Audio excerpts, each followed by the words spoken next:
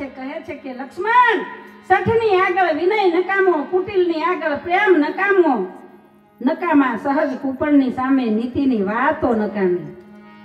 લક્ષ્મણ અને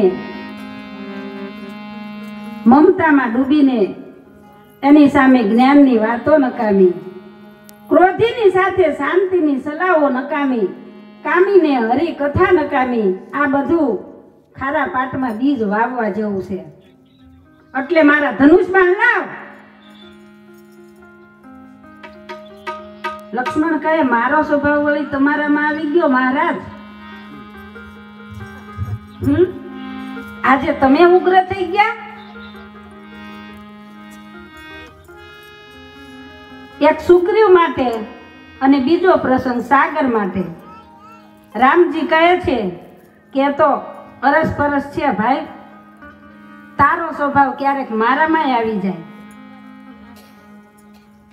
અને કહે છે કે હમણાં જે રાક્ષસો આવ્યા હતા, રાવણના દૂતો, એને તે જીવતા ન જવા દીધા. એટલે મારો સ્વભાવ તારામાં આવી ગયો. હવે ભગવાન રામે સાગર ઉપર બાણ ચડાવ્યું છે અને ત્યાં તો સાગર ભડકે બળવા લાગ્યો છે. જળચર જીવો ઉકળાવા લાગ્યા, સમુદ્ર ગભરાવા લાગ્યો છે. બાણ છૂટ્યો તો મારી હસ્તી નથી. આ જો કદાચ બાણ છૂટી જશે તો મારી હસ્તી નથી. મોતીઓનો થાળ લઈ સમુદ્ર રૂપ ધરીને ભગવાનને શરણે દોડી આવ્યો છે કે મહારાજ ક્ષમા કરો પ્રભુ, હું જડ છું પ્રભુ. બાણ મારશો તો હું સુકાઈ જાય, અને આ બાણ પ્રભુ મને માફ કરો.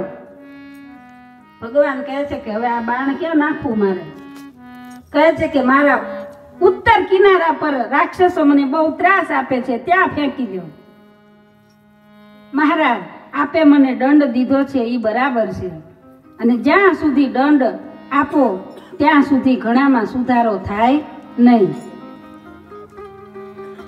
એટલે સમુદ્ર એમ કહે છે, ઢોલ ગવાર શૂદ્ર પશુ અને સ્ત્રી આ બધાને લાકડી લઈને મારો તો જ સીધા હાલે.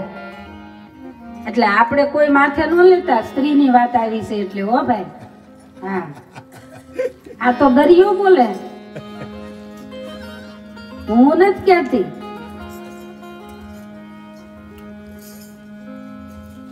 જેને ફરિયાદ કરવી હોય ઈ દરિયા પાસે જાય.